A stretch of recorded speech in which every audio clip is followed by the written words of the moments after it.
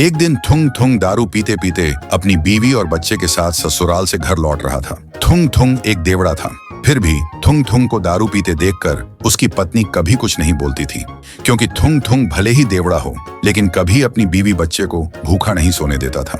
वह अपनी बीवी और बच्चे से बहुत प्यार करता था और थुंग थुंग देवड़ा बना ही इसलिए था क्योंकि वह एक गरीब किसान था। उसे हमेशा एक ही बात सताती रहती थी, अगर कभी फसल अच्छी नहीं हुई तो क्या होगा, और अगर उसे कुछ हो गया तो उसकी बीवी बच्चे का क्या होगा। इसी बेकार टेंशन की वजह से थुंग थुंग देवड़ा बन गया था। लेकिन जिस गांव में थुंग थुंग रहता था उस गांव में एक पुराना राज था। उस गांव के बाहर एक पुरानी हवेली थी और उस हवेली के अंदर एक बड़ा सा आईना रखा था जिसके अंदर सिर्फ काला अंधेरा था। लोग कहते थे वह आईना चेहरा नहीं नियत देखता है और उसी का भविष्य दिखाता है। और कहते हैं कि बहुत साल पहले एक आदमी जब उस आईने के पास गया तो आईने ने उसे अपने अंदर खींच लिया था। इसीलिए सालों से किसी ने न उस हवेली में घुसने की और न ही उस आईने में झांकने की हिम्मत की थी।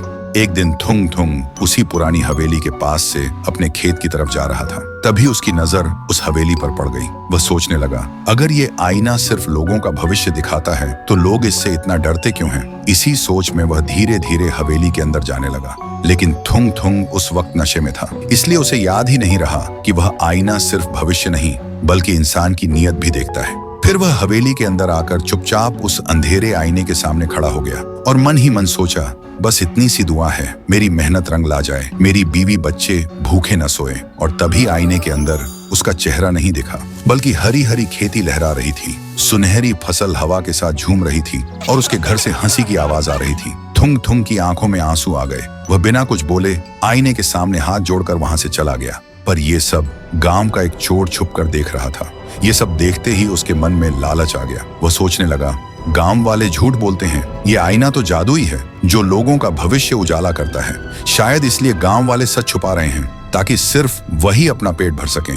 क्या पता मैं भी आईने के पास जाऊं और एक ही दिन में कोई बड़ा हाथ मार लूं। ये सोचकर वह चोर भी आईने के सामने जा खड़ा हुआ और बोला, बैंक लूटूंगा, दुनिया का सबसे अमीर आदमी बनूंगा और जिंदगी भर ऐश करूंगा। जैसे ही उसने बोलना खत्म किया, आईने के अंदर का अंधेरा हट गया और लोहे की जेल के अंदर वही चोर कैद दिखा। आईने के अंदर उसका भविष्य नहीं, उसकी सजा दिखी।